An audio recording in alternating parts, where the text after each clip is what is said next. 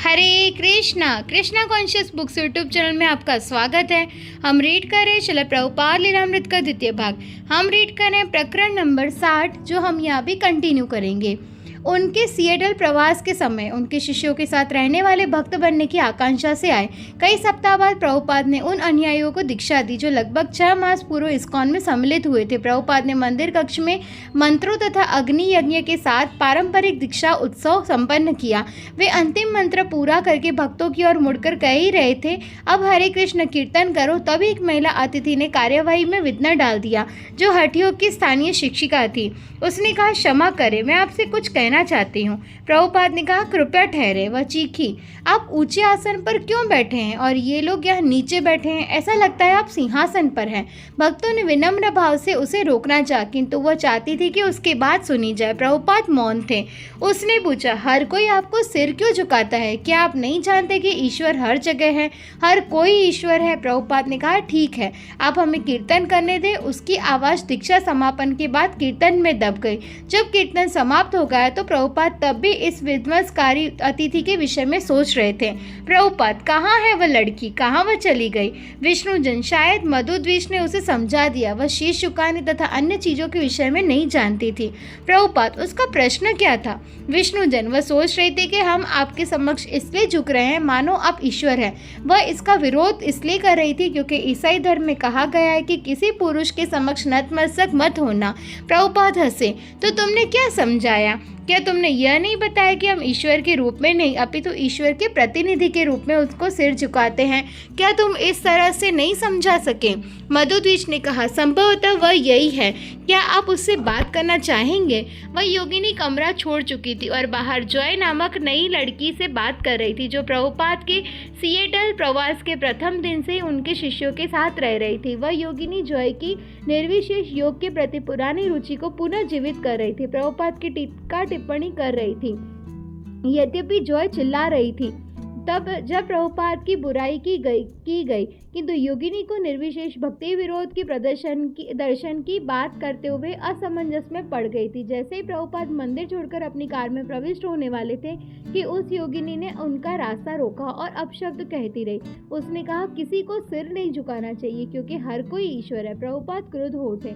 उनकी बड़ी बड़ी आंखों से अंगारे निकलने लगे। सहसा जॉय फुलचर आगे बढ़ी और वह प्रभुपाद के समक्ष जमीन पर दंड के समान लेट गई और उसने अपने हाथ उनके पांव पर रख दिए। वह समझ नहीं पा रही थी कि किसे स्वीकार करे, किंतु अब वह प्रभुपाद को आत्मसमर्पण करने के लिए बाध्य थी। उन्होंने उसे अपने पांव पर उसका हाथ रखे रहने दिया और वह योगिनी प्रभुपाद के क्रोध मौन के समक्ष शांत पड़ गई और उसे निकल जाने दिया। मोटर गाड़ी में चढ़ते समय प्रभुपाद का सिर छत से टकराया। भक्तगण क्रोध हुए और जो कुछ घटित हुआ उसके लिए उस कलंकिनी लड़की को दोषी ठहराया। जब मोटर गाड़ी आगे बढ़ रही थी तो प्रभुपाद नरनारायण की ओर मुड़े, जो गाड़ी चला रहा था। उस लड़की ने कहा कि हर कोई ईश्वर है, किंतु उसे आपत्ति थी कि वे लोग मेरे समक्ष नतमस्तक थे। किंतु यदि हर कोई ईश्वर है तो क्या मैं भी ईश्वर नहीं हूँ? सिएटल में भक्तगण जॉय को बचाने में प्रयत्नशील थे क्योंकि वह योगिनी के आने से दिग्ध भ्रमित हो गई थी। अगले दिन उन्होंने यह प्रबंध किया कि उसे प्रभुपाद के पास इस दलील के साथ जाना चाहिए कि वह चित्रकार है और भक्ति के लिए कुछ चित्र बना सकती है। प्रभुपाद राजी हो गए और वह उनके कमरे के बाहर प्रतीक्षा करती रही, जबकि वे जीवानंद को ढोल बजाने की शिक्षा दे रहे थे। अंततः वह प्रभुपाद के कमरे में घुसी। जानवी दासी, जॉय फुलचर। प्रभुपाद ने मुझसे पूछा, वह कैसी लड़की है जो प्रत्येक व्यक्ति को ईश्वर के रूप में देखती है? वे उस झगड़ालू लड़की की ओर इशारा कर रहे थे जिसने दीक्षा के समय दोषारोपण किया था। मैं उन्हें समझ न सकी, अतः उन्होंने प्रश्न तीसरी बार दोहराया। कहा, और वह वेश्या है ना? सौभाग्यवशी उसी समय गोविंदासी आ गई और बाद में उन्होंने मुझे बताया कि उनका प्रश्न क्या था। उस समय मैं केवल इतना जानती थी कि मैं प्रभुपाद को अपना गुरु मानती हूँ और उनके प्रश्न का, चाहे वह जो भी रहा हो, उत्तर हाँ था। अतः मैंने उत्तर दिया, हाँ श्रील प्रभुपाद, और वे प्रसन्न हो गए। तब उन्होंने आगाह किया कि तुम अब भक्तों की संगति मत करना। मैं उन्हें बताना चाहती थी कि मैं उन्हें बिना संशय अपना गुरु स्वीकार कर चुकी थी। मैंने भाव विभोर होकर कहा, श्रील प्रभुपाद, मुझे मेरे सांसारिक माता पिता सदैव कष्ट देते रहे हैं, किंतु अब मैं समझ सकती हूँ कि आप मेरे असली पिता हैं। हाँ में हाँ मिलाते हुए उन्होंने कहा, हर एक के सांसारिक माता पिता होते हैं, किंतु तुम्हारे पास आध्यात्मिक पिता है। तुम अति भाग्यशालिनी हो। मैं पागल हो गई थी और उनके पास नहीं जा सकती थी क्योंकि वे अंततः तेजवान प्रतीत हो रहे थे और मैं अपने हाथों से अपनी आंखों पोंछ रही थी और मैं उनके स्वराघात को भी नहीं समझ सकती थी। अतः मैं अपने कानों को अपने हाथों से पोंछ रही थी। श्रील प्रभुपाद में कृष्ण भावना भावित होने के मेरे संघर्ष पर कृपा दिखलाई। फिर वे मेरी निर्विशेषवादिता के भीतर भगवान कृष्ण के स्वरूप का सुंदर वर्णन करते हुए प्रविष्ट हुए। जब मैं उनकी ओर मुख करके बैठी तो वे मेरे कंधों के ऊपर से देख रहे थे। उन्होंने कहा, जरा देखो ना कृष्ण के केश किस तरह उनके कंधों पर टिक रहे हैं। जरा देखो ना किस तरह उनकी आंखें दो कमल पंखुड़ियों की तरह सुंदर लगती है। जरा देखो ना किस तरह कृष्ण ने अपनी जांघों के ऊपर शाल डाल रखी है। जरा देखो ना कितनी अच्छी से उन्होंने धोती पहन रखी है। उन्होंने भगवान के चरण कमलों का भी उल्लेख किया। मैं नहीं जानती थी कि वे अर्च विग्रह की और या कृष्ण के चित्र की ओर देख रहे थे या कि कृष्ण वहाँ खड़े थे। जब वे उनके रूप का वर्णन करते समय ऊपर नीचे देख रहे थे, मैं इतना ही जानती थी कि वे यदि मूर्ति तो चित्र या कांस का या वायु देखती। अतः मैंने कृष्ण कृपा मूर्ति श्रील प्रभुपाद को ही देखने और भगवान कृष्ण का वर्णन उस रूप में सुनने का निश्चय किया जिस रूप में वे उन्हें देख रहे थे। जब मैं कमरे से निकल कर आई तो गोविंदास जी ने पूछा कि प्रभुपाद ने चित्र बनाने के बारे में क्या कहा। जब मैंने उन्हें बताया कि पूरे घंटे में हमने चित्र बनाने के विषय में चर्चा ही नहीं की तो उन्हें विश्वास नहीं हुआ। ये जानते हुए कि गुरु सब कुछ जानता है, मैं उससे प्रतीक्षा में रही कि वे विषय को उठाए और मुझे यह सेवा कार्य दे। वे मुझे वापस ले आई और प्रभुपाद को बताया कि मैं किस उद्देश्य से आई थी। उन्होंने मेरी कला विषय सृष्टि के पृष्ठभूमि के बारे में पूछा और जब मैं ठीक से बता न पाई तो वे बिल्कुल प्रभावित नहीं हुई क्योंकि मैं गर्वित थी। तब उन्होंने मुझसे पंच तत्व का चित्र बनाने को कहा। कृष्ण कृपा से प्रभुपाद के निकट केवल नवागंतुक ही नहीं अपितु पुराने भक्त भी आकृष्ट हो रहे थे। संस्कृत शास्त्र में उपनीति शब्द का अर्थ है कृष्ण भावनामृत विषय अधिक गुह्य शिक्षाएं प्राप्त करने के लिए गुरु अधिक के निकट आना। प्रभुपाद भी अपने शिष्यों को भगवान के अधिकाधिक निकट लाने के लिए अक्सर उनसे मिलते रहते थे। नर नारायण। सबसे प्रभावशाली बात जो मेरे साथ घटित हुई वह थी जब मैं पहली बार श्रील प्रभुपाद के साथ अकेले बैठा था। मैं सैन फ्रांसिस्को में उनके कमरे में पहले ही जा चुका था किंतु तब अन्य लोग भी थे और मैं नवागंतुक था। किंतु जब मैं प्रभुपाद के साथ अकेला बैठा था और अत्यधिक डरा हुआ था क्योंकि मैं यह नहीं जानता था कि क्या करूं और क्या कहूं। मैं अपने कर्मकांड से कुछ हट चुका था और पूरी तरह से शुद्ध था। मानो किसी क्षण जैक इन दी बॉक्स की भांति विस्फोट होने वाला था क्योंकि मुझे पता न था कि क्या करना है। मैंने श्रील प्रभुपाद को पत्रों को खोलते देखा। वे लिफाफों को पूरा खोलकर उनके आवरण रखते जा रहे थे जिससे कागज बचाने के लिए उन पर लिखने के लिए उन्हें पुनः उपयोग कर सके। उन्होंने मुझे कहीं से आया एक पत्र दिखाया और मेरी राय जाननी चाहिए और फिर उन्हें मुझसे अपनी अलमारी से कुछ लाने को कहा जिसे मैंने ला दिया। उनके कमरे की चारों ओर खिड़कियां थी और एक कोने में प्रकाश आ रहा था। मेज थोड़ी नीची थी जैसा कि काफ़ी ही मेज होती है और वे उसके पीछे बैठे थे। मैं उनके पीछे दीवार के सहारे बैठा था। उन्होंने मुझसे अपनी अलमारी में से कुछ लाने को कहा। वह भी पीछे ही थी। अतः मैं दोनों की ही उनकी नीची मेज से पीछे थे। वे खड़े थे और मैं सोफे पर लेटा था। जब मैं खड़ा हुआ तो मैं प्रभुपाद मुझसे बात करने लगे। मैं बहुत विस्मित हुआ। जब भी वे मुझसे बोलते तो मैं इतना कम ध्यान देता कि मुश्किल से सुन पाता कि वे क्या कह रहे हैं। उन्होंने मेज को देखा। उन्होंने कहा, तुम ये छोटी सी चींटी देख रहे हो? मैंने मेज पर देखा किंतु वहाँ कोई चींटी न दिखी। प्रभुपाद उंगली से इशारा कर रहे थे। उन्होंने कहा, क्या तुम वह नन्ही सी चींटी देख रहे हो? मैंने कहा, हाँ श्रील प्रभुपाद। उन्होंने कहा, हमारा लक्ष्य होना चाहिए कि इस चींटी को कैसे कृष्ण भावना भावित बनाया जाए। उन्होंने जो कुछ कहा मेरी समझ में कुछ नहीं आया। उन्होंने कहा, हमें इस चींटी के पास जाना चाहिए और उसके समक्ष झुकना चाहिए।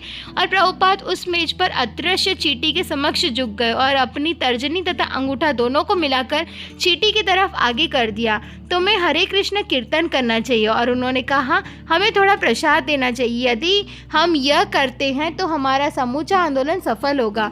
मैं इस कथन से पूर्णतः प्रभावित हुआ क्योंकि मैं समझ गया कि यद्यपि प्रभुपाद के पास इस महान विश्वव्यापी इस्कॉन के लिए बड़ी बड़ी योजनाएं हैं, फिर भी उनके हृदय में ये छोटी छोटी बातें परत दर परत भरी है। और यह आश्चर्यजनक था। यदि एक व्यक्ति भी हरे कृष्ण सुने तो यह उसके पूरे प्रयास के तुल्य है। प्रभुपाद से बिछड़ने के परिप्रेक्ष्य में उनके प्रति प्रेम भी उमड़ पड़ता था। गोविंदास जी तथा उसका पति 1 वर्ष से प्रभुपाद के सचिव थे।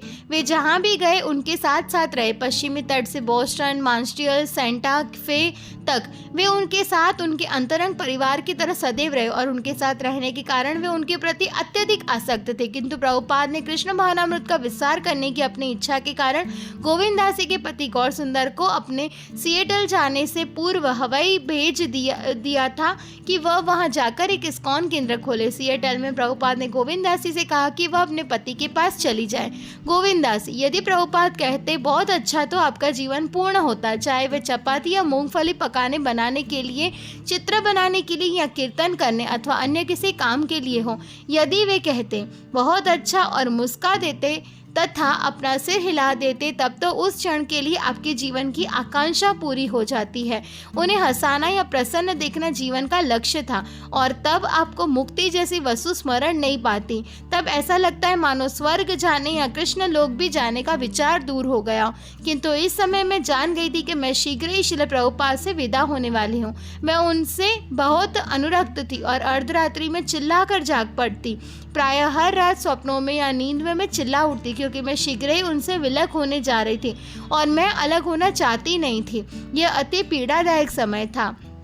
सिएटल में एक अंतिम शाम को प्रभुपाद ने मंदिर में सदा की तरह व्याख्यान दिया और एक अपने घर लौट आए। भक्तों ने मंदिर में गर्म दूध पिया। वे आराम करने की तैयारी करने लगे, किंतु सहसा प्रभुपाद मंदिर में पुनः प्रविष्ट हुए। यह असामान्य घटना थी। उन्होंने प्रणाम किया और उत्सुकता से प्रतीक्षा करने लगे। वे गंभीर मुद्रा में थे। वे पुनः व्यास आसन पर बैठ गए और सबों से बैठने के लिए कहा। उनके सेवक ने टेप रिकॉर्डर ठीक करवाया और उसे चलवा दिया, जिसमें प्रभुपाद हारमोनियम बजाकर गा रहे थे।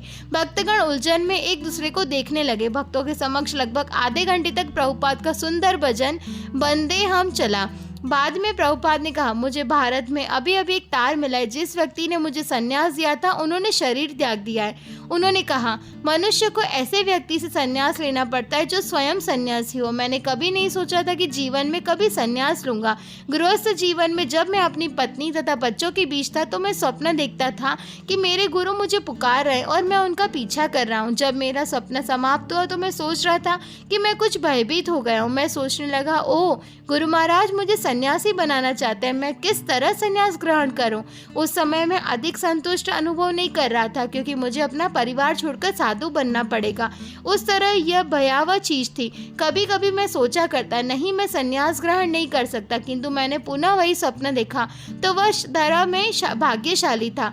मेरे गुरु महाराज, यहाँ पर प्रभुपाद की वाणी अवरुद्ध हो गई। वे भाव विभोर हो गए। उन्होंने मुझे इस भौतिक जीवन से उबार लिया। कुछ क्षणों तक प्रभुपाद बोल नहीं सके। वहाँ पर उपस्थित सबों ने उनकी आंखों में आंसू देखे।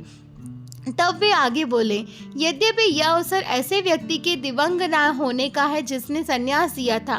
प्रभुपाद इस समय अपने गुरु भक्ति सिद्धांत सरस्वती के लिए और अधिक बातें बोले कि किस तरह उन्होंने उन्हें पुकारा और उन्हें बचा लिया तथा अपने संन्यास गुरु से संन्यास दिलवाया। प्रभुपाद ने कहा, मैंने कुछ नहीं खोया। वे मुझ पर इतने कृपालु थे। मैंने पाया ही पाया है। मैंने 3 बच्चे छोड़े हैं, अब मेरे 300 बच्चे हैं। अतः मैं घाट में नहीं हूँ। यह भौतिक विचार है। हम सोचते हैं कि कृष्ण को स्वीकार करने से हम घाटे में रहेंगे। कोई कुछ भी नहीं खोता है। मैं अपने निजी अनुभव से कह रहा हूँ। मैं सोचता था कि इस संन्यास आश्रम को किस तरह स्वीकार करूँगा। मैं इतना कष्ट स्वीकार नहीं कर सकता, किंतु जब मैंने गृहस्थ जीवन से अवकाश ले लिया, मैं वृंदावन में अकेले रहकर पुस्तक लिख रहा हूँ, तो मेरे इस गुरु भाई ने भक्ति वेदांत प्रभु के लिए बार बार कहा। यह उपाधि मेरे गृहस्थ जीवन काल में ही दी गई थी। एक वैष्णव समिति ने इस उपाधि दी थी, तो मेरे गुरु भाई हट करते रहे। उसने नहीं, वास्तव में उसके माध्यम से मेरे गुरु ने इसे स्वीकार करने के लिए कहा। चूंकि संन्यास आश्रम ग्रहण किए बिना कोई प्रचारक यानी उपदेश नहीं बन सकता, अतः उनकी इच्छा थी कि मैं प्रचारक बनूं, तो इस गुरुचार्य के माध्यम से उन्होंने मुझे मजबूर किया, इसे स्वीकार करो। अतः मैंने इसे अपनी इच्छा के विरुद्ध स्वीकार किया। तब मुझे याद आया कि वे चाहते थे कि मैं पाश्चात्य देशों में जाऊं। अतः अब मैं अपने इस गुरु भाई का कृतज्ञ अनुभव करता हूं कि उन्होंने मेरे गुरु की इच्छा पूरी की और मुझे इस संन्यास को स्वीकार करने पर विवश किया। ये गुरु भाई पूज्यपाद केशव महाराज चले गए। वे कृष्ण धाम में प्रवेश कर गए। अतः मैं एक शोक प्रस्ताव पारित करके उसे भेजना चाहता हूँ और मैंने इस संबंध में एक संस्कृत श्लोक भी रचा है। अतः आप लोग जो यहाँ उपस्थित है इस पर हस्ताक्षर करते हैं, मैं कल इसे भेज दूंगा। मेरे द्वारा रचा गया श्लोक संस्कृत में है। वैराग्य विद्या निज भक्ति योग, ये कृष्ण भावनामृत वैराग्य विद्या है। वैराग्य विद्या का अर्थ है इस भौतिक संसार से अनासक्त हो जाना, यही वैराग्य विद्या है और यह इस भक्ति योग द्वारा ही संभव है।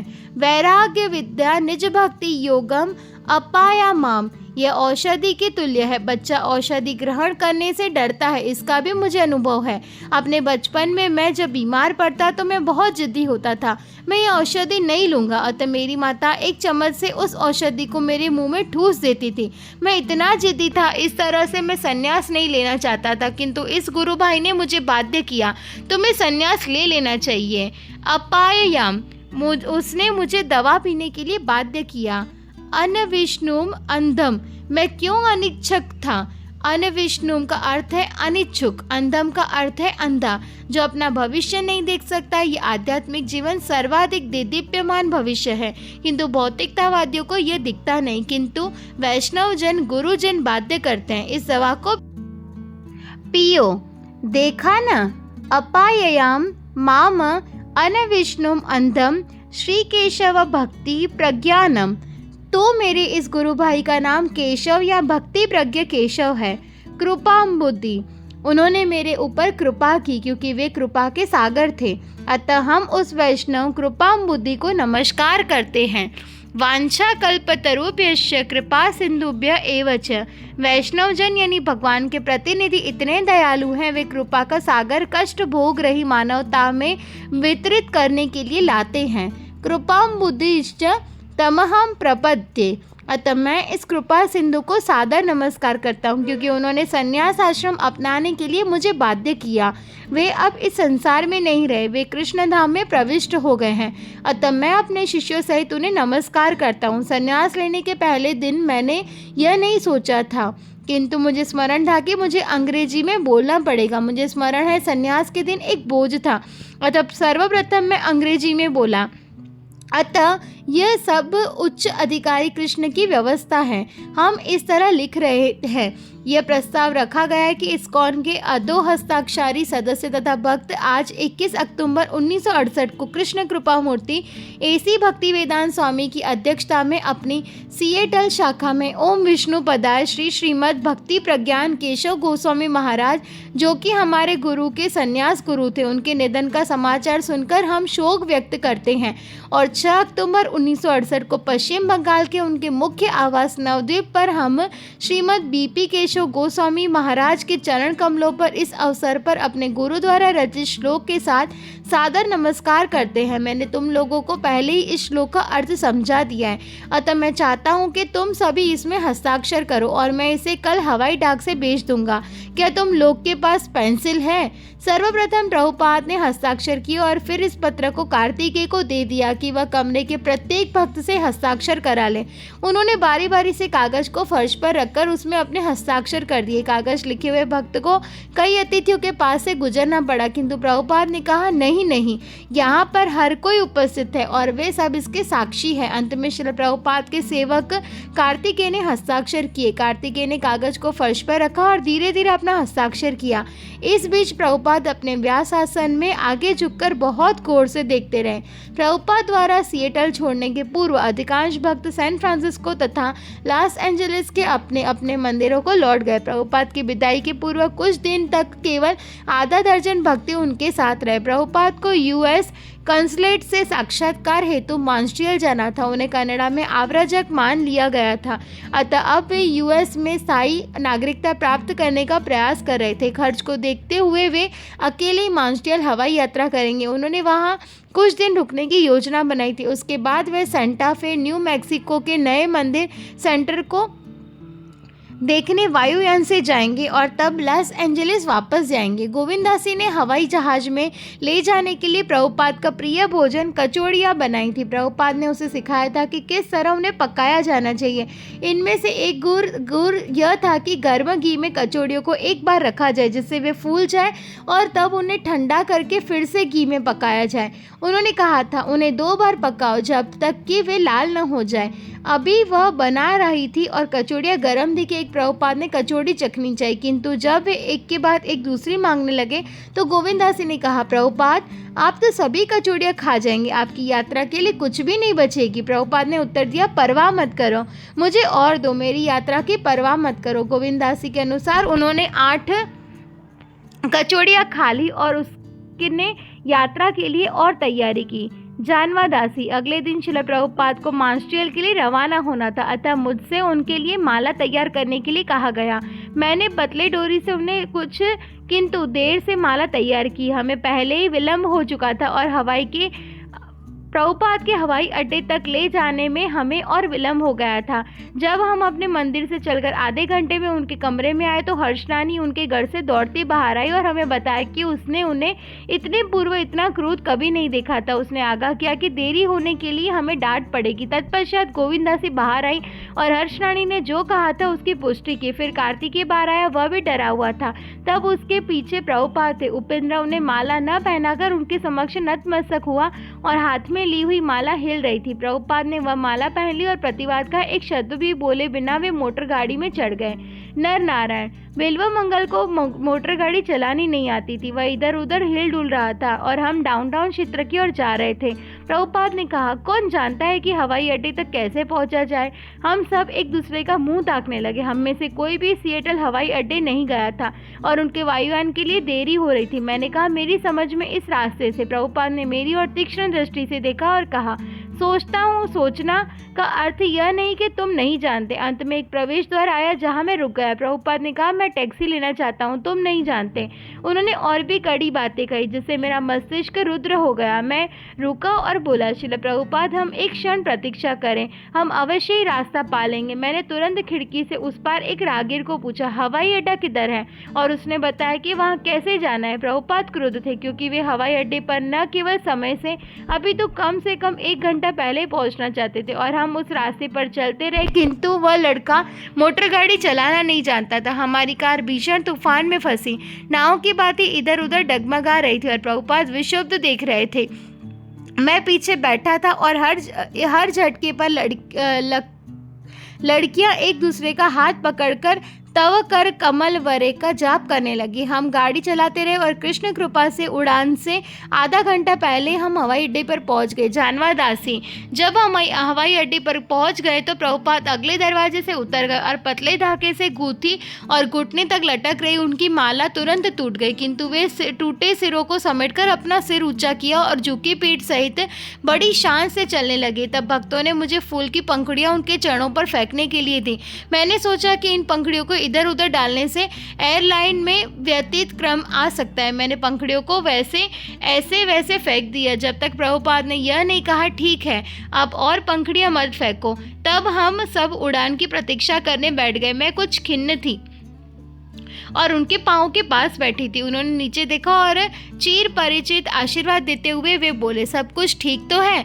तब भक्तों ने एक सुगंधित लाल गुलाब उन्हें देने के लिए मुझे दिया। जब वे हवाई जहाज में चढ़े तो उस गुलाब के फूल को अपने पास रख दिया और अपनी माला उपेंद्र को वितरित करने के लिए दे दी। यद्यपि मैं 1 मास से भक्त बनी थी, किंतु मैं भी असह्य भौतिक विक्षोभ से पीड़ित थी। श्रील प्रभुपाद खिड़की के पास बैठे और लंबी उंडी वाले गुलाब के फूल को धीरे धीरे घुमाते रहे और तब वे हमारी आंखों से ओझल हो गए जबकि हम नाच रहे थे और भावपूर्ण कीर्तन कर रहे थे। तत्पश्चात वे खिड़की के पास वापस आए और गुलाब का फूल घुमाने लगे। पुनः वे दृष्टि से ओझल हो गए। उन्होंने कई बार ऐसा किया और हमने हर बार अधिक जोरदार प्रबल कीर्तन तथा नृत्य से उत्तर दिया। तब वे चले गए।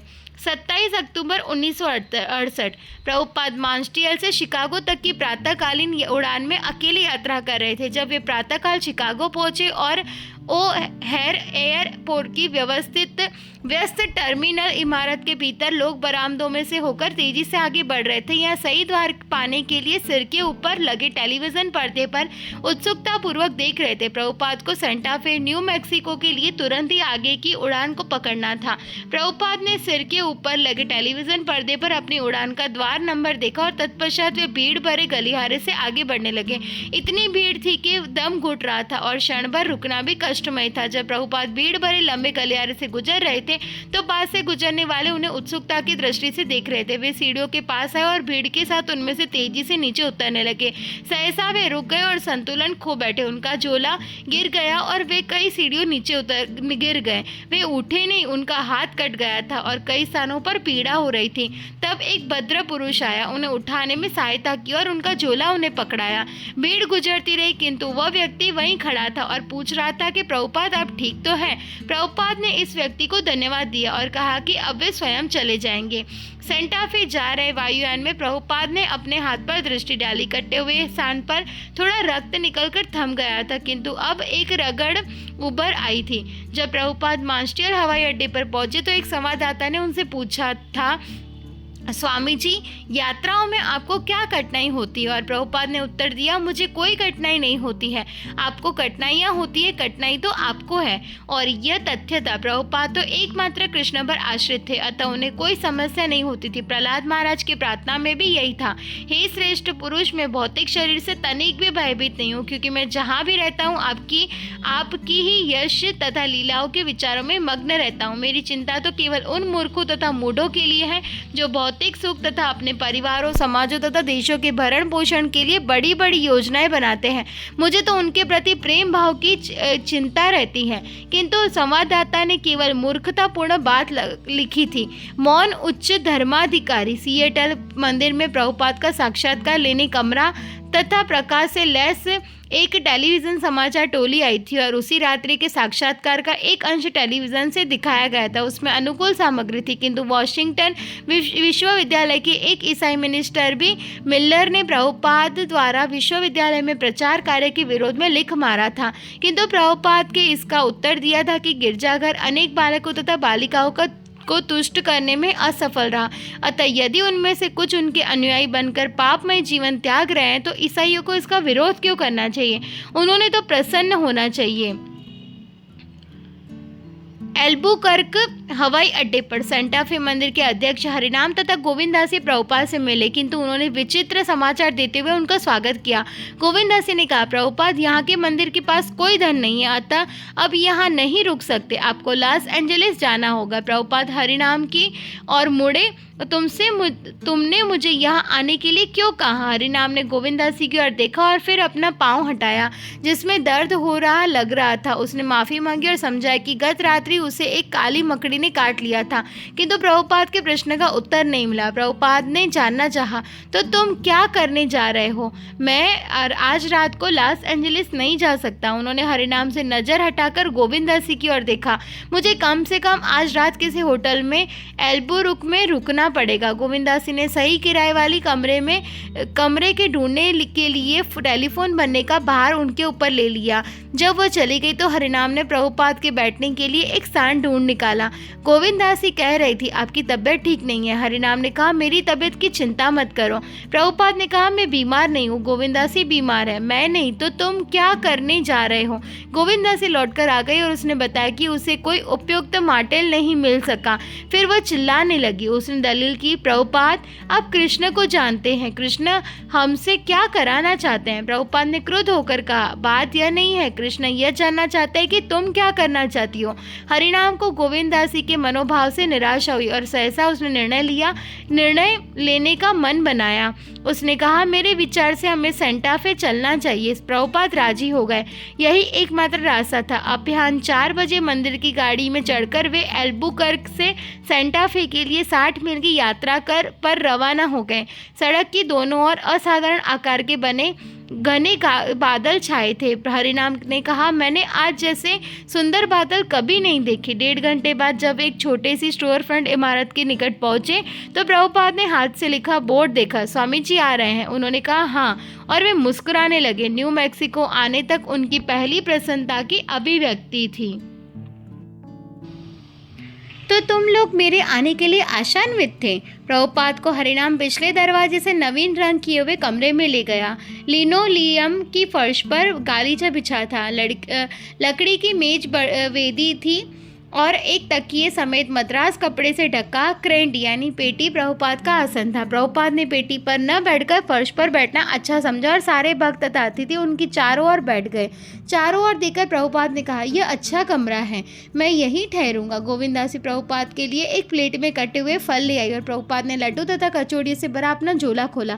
वहाँ पर लगभग 8 अतिथि हिप्पी उपस्थित थे और प्रभुपाद ने हर एक को प्रसाद बांटा। एक अतिथि ने, जिसने इसके पूर्व कभी लड्डू नहीं चखा था, टिप्पणी की, यह अभी तक मेरे द्वारा खाया गया सर्वश्रेष्ठ पीनट बटर यानी मूंगफली बटर है। प्रभुपाद ने समझाया कि यह ऐसा पकवान है जिसे माताएं कृष्ण तथा उनके मित्रों के लिए दोपहर के भोजन के रूप में तैयार करती थी। वे इसे अपने झोले में रखकर ले जाते थे जब वे खेले के लिए जाते थे। अतिथियों में से एक ने पूछा, कृष्ण कौन है? प्रभुपाद ने उत्तर दिया, कृष्ण भगवान है जो ग्वाल बालों के साथ खेलते हैं। प्रभुपाद के भक्तों से सेंटर पे शोर फ्रंट में ही रात्रि बिताने के लिए कहा, किंतु भक्तों ने कहा कि चूंकि हीटर शोर कर रहा था अतः प्रभुपाद को निकट के घर में रहने के लिए अधिक सुविधा होगी। वे मान गए। हरिनाम ने हाल ही में दीक्षित एक लड़के तोषण कृष्ण को प्रभुपाद के सेवक के रूप में नियुक्त कर दिया। जब प्रभुपाद अपने कमरे में गए और उसे अंधकार में देखा तो तोषण कृष्ण ने छत पर सॉकेट में नया बल्ब लगा दिया। जब प्रकाश हुआ तो प्रभुपाद ने घूमकर कमरा देखा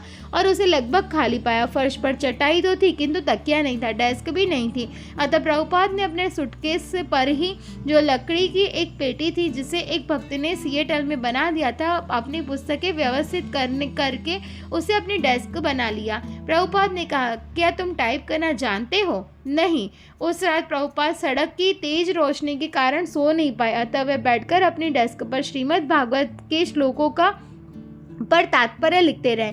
जब वे लिख रहे थे तो उनकी कलम लकड़ी की बने सूटकेस पर रगड़ के कारण रही थी। तोषण कृष्ण दूसरे कमरे में विश्राम कर रहा था और प्रभुपाद लकड़ी की खोखली डेस्क से खरखराती अपनी कलम से रात भर लिखते रहे। तब 4 बजे प्रातः प्रभुपाद ने घंटी बजाई जिसे तोषण कृष्ण उनके पास जगाने के लिए छोड़ गया था। उन्होंने पुकारा, ओ तोषण कृष्ण। तोषण कृष्ण दौड़ता हुआ आया। हाँ प्रभुपाद। प्रभुपाद ने कहा, अब 4 बजे हैं, तुम्हें उठना चाहिए। तोषण कृष्ण को अपना चश्मा पहने बिना ही दरवाजे पर दौड़कर आना पड़ा था, अतः वह चश्मा लाने के लिए जल्दी से गया और पुनः प्रभुपाद के कमरे में दौड़कर आ गया और उनके सामने बैठ गया। प्रभुपाद ने कहा, पहली बात तो यह है कि तुमने नमस्कार नहीं किया है। तोषण कृष्ण ने अपने हाथ मस्तक पर लगाए। प्रभुपाद को चुपके से हंसना पड़ा। जब लड़के ने अपने गुरु के सम्मान में अपना सिर फर्श पर रखा तो प्रभुपाद ने कहा, ठीक, यह अभ्यास करने के लिए है। फिर प्रभुपाद कड़ाई से बोले, तुम मुझे सेंटा फे क्यों लाए और फिर मुझसे जाने के लिए कहा?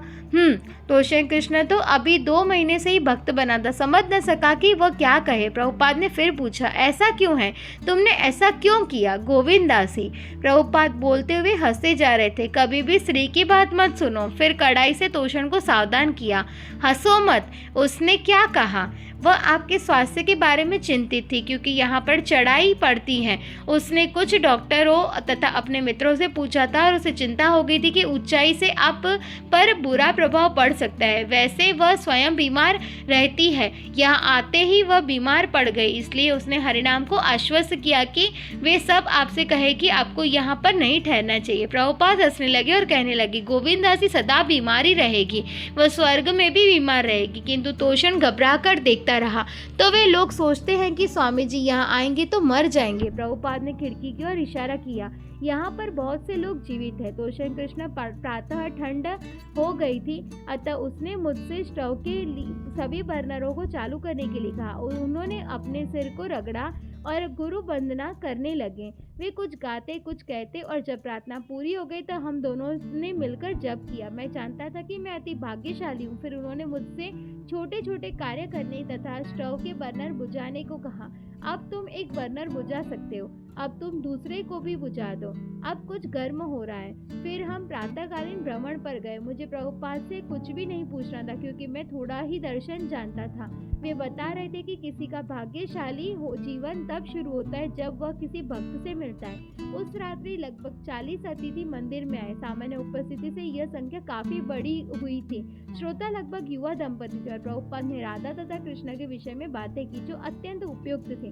उन्होंने कहा, राधा रानी सर्वाधिक सुंदर लड़की और कृष्ण सर्वाधिक सुंदर लड़का। उन्होंने समझाया कि राधा तथा कृष्ण दाम्पत्य संबंध के पूर्ण रूप है और जब भौतिक जगत में यही दाम्पत्य संबंध प्रदर्शित होता है तो यह मात्र विकृत प्रतिबंध होता है। व्याख्यान के बाद प्रभुपाद ने अतिथियों से इधर उधर की बातें की। एक वृद्धा ने अपना परिचय एल्बुकर्क योग क्लब की अध्यक्षा के रूप में दिया और प्रभुपाद को वहां आकर बोलने का निमंत्रण दिया। प्रभुपाद ने कहा कि उन्हें आने में प्रसन्नता होगी और हरिनाम की ओर मुड़कर बोले, हमें चलना होगा। उन्होंने मुझे आमंत्रित किया है। हरिनाम ने उत्तर दिया, किंतु आपके लिए पहले से ही एक अन्य कार्यक्रम नियत है। अतः प्रभुपाद ने एक दिन बाद ही सेंटा फे में अपना लघु विश्राम समाप्त किया। हरे कृष्णा। प्रकरण नंबर 60 यहीं समाप्त होता है। नेक्स्ट पार्ट में हम देखेंगे प्रकरण नंबर 61। वांछा कल्पतरुभ्यश्च कृपा सिंधुभ्यो एव च पतितानां पावनेभ्यो वैष्णवेभ्यो नमो नमः। श्रील प्रभुपाद की जय।